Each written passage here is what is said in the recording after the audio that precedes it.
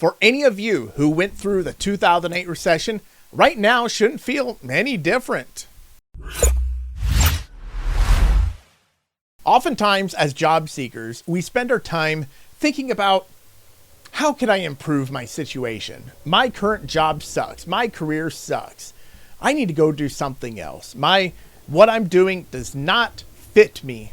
And you sit around and you think about it and you kind of decide, you make a decision.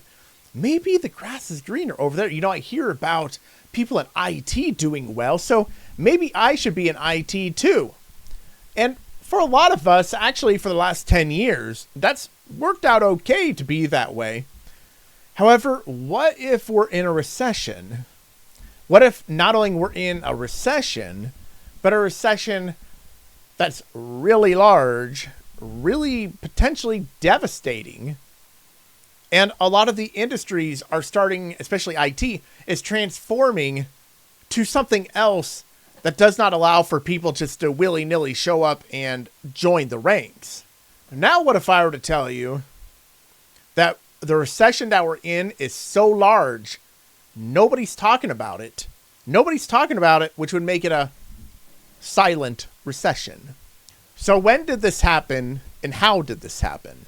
When did this happen? Well, we never really recovered from 2008, in all honesty. I mean, I've been in the workplace ever since then, since before 2008, and things really never improved. Things just stabilized. But I mean, we're talking about, you know, being really excited. And in 2008, I had a pretty decent paying job. My insurance was 100% coverage. So any health insurance issues that happened was 100% paid for. And then years later, there was an attack on Cadillac plans. And then we talked about having a government run healthcare. And suddenly the health insurance isn't that great anymore. It's just an example. And so things really haven't improved. So since 2008, home prices are way up. Food prices are way up. Our wages have not really improved that much. Health insurance has gotten worse. And jobs are harder to get. This has been happening over the last 16 years. We never really recovered from it. Ever since a couple companies got bailed out, things have never been the same. And, you know, if a company or anybody functions irresponsibly, they should be allowed to fail. And we didn't get that in 2008.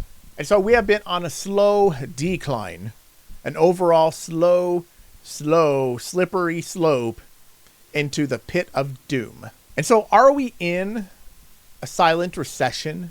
I suppose we could just say we're just in a plain old recession, but silent recession sounds more accurate. And why do I call it a silent recession? Because even when we had a recession, the media didn't talk about it. A lot of people don't talk about it. They don't want you to know that there's a recession. And I thought I would look up a few things. Now in 2022, we had 2 successive quarters where there was a fall in GDP, but the media didn't talk about it. They downplayed it. They said it was very small. And they like to talk about that there was an increase in number of jobs. Well, of course, there's an increase in number of jobs. We were recovering from COVID. We had a fall in GDP in 2 successive quarters. By definition, that was a recession. But it was downplayed by the media. It really was. Nobody really freaked out about it that bad. And no matter how much you want to downplay whether we were in a recession really or not, or whether there were positive signs or not, it didn't matter. So if we are in a silent recession, how might we know? We have this Reddit posting titled, Entertainment to Tech Career Change? What jobs are out there? I'm considering changing industries as I feel the entertainment world has been so bleak lately. I'm wanting to go into something I feel has potential for growth. I've been working as a video producer, editor for the past 6 years, and I feel like I'm starting to reach a cap with what I can do and make. The main things I'm looking for are higher salary ranges, ideally something I don't have to go back to school for, something that is at least somewhat creative. I'd love to do something maybe in AI for tech entertainment, but I'm so unfamiliar with tech jobs or where to start. Any advice? Or what have your experiences been in changing career paths? So for the most part, when it comes to making more money, when it comes to building your career, there's very few things you could do in which is a 9-to-5 job that'll actually ever make you happy. If you're really just trying to maximize the amount of money that you're making, you're not going to do it through a 9-to-5 job. You could build a stable situation where you have benefits and you have a lot of other things, even if they aren't as good as they were in 2008. But what I'm hearing from this person is they don't really like so much what they're doing, and maybe the grass is greener on the other side. Well, being in the tech world myself as a software engineer, I'll tell you it's not.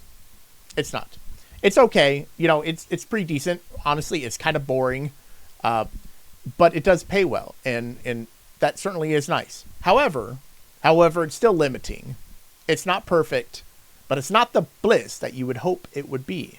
No, it's quite not. And there's a lot to learn, and it's extremely difficult to get in as an entry-level employee. But what I find more interesting is if you look at the comments here, you have these. A tech guy here, don't jump into tech if you don't have a passion for it, because most of the time our jobs are really boring. And this person says, the tech landscape is bleak as well. Entry level for a lot of roles are tough right now. By the time you're truly ready to break in, it might be better, but no one can say that for certain. And so what does this sound like? What does it sound like to you? And does it sound like, based off of the responses here, that people feel good about how our economy is doing, or just in the IT world, how the IT is going? Is it any better in other industries? No. Job seekers that I work with are experiencing exactly the same thing as what these people are describing. They really don't have a lot going for them. It's very difficult to find solid compensation as far as pay and benefits. It's very difficult right now. And regardless of what the news says, regardless of what anybody says, to me, it feels like a recession. In my opinion, how I feel. Now, not intellectually are we in a recession, not statistically are we in a recession, but I definitely feel like we're in a recession, and it doesn't feel like a very good one at that. Here's the real reality. The real reality is we are in a recession. At least it feels like one. Whatever it is, it's crappy. I don't know what it is. I don't know what you want to call it. I don't know. We're in a crap session. I suppose you could say a crap session, because people are struggling more than ever before. Could be a combination that there's just not enough companies because so many went out of business in 2020. It could be that we have more people because people have come across the border and are taking jobs. Whatever the reason is, people are struggling to get by. And it's not going to get any better until we make changes in our country. But the real reality is we're in an election year. And when you're in an election year, it does not look good to be in a recession. Now, I know.